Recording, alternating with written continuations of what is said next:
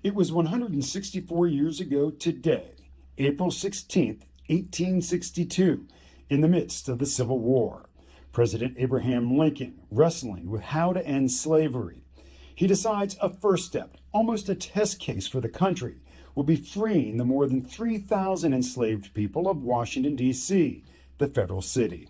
Emancipation comes to the district on April 16, 1862 through the D.C. Compensated Emancipation Act. It's an act of Congress, and it's really an effort to try out the process of emancipation by President Lincoln and Republicans in Congress. They're moving towards, Lincoln is moving towards the Emancipation Proclamation, and he wants to see how different iterations of emancipation will play.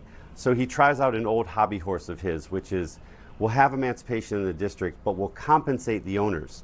Emancipation works in the district. He realizes that compensation doesn't get slave owners to buy into the idea of emancipation, so he drops that when it comes to the Emancipation Proclamation, which is issued roughly 9 months later.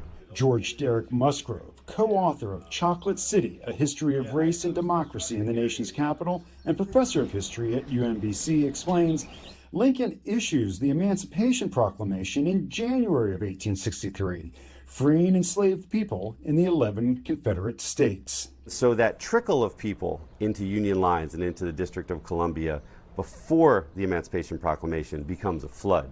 And D.C. fills up with roughly about 30,000 what people at the time called contraband, escaped slaves who had made it into the district and to freedom.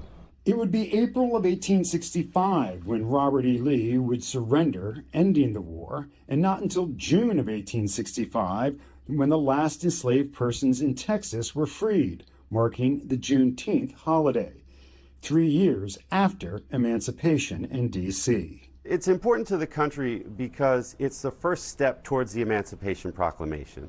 And the Emancipation Proclamation is, of course, the first step towards the 13th Amendment, which abolishes slavery in the United States of America.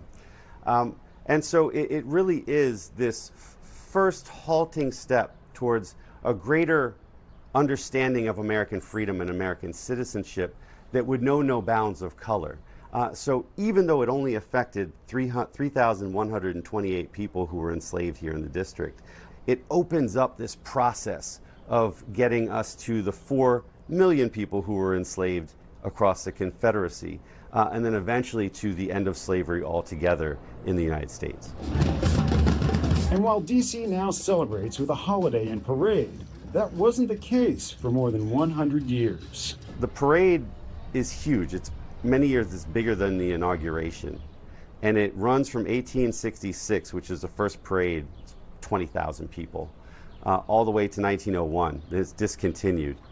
And because of population turnover, a lot of people forget it exists. In 2005, the D.C. Council approved making Emancipation Day a holiday in the district. Mark Segraves, News 4.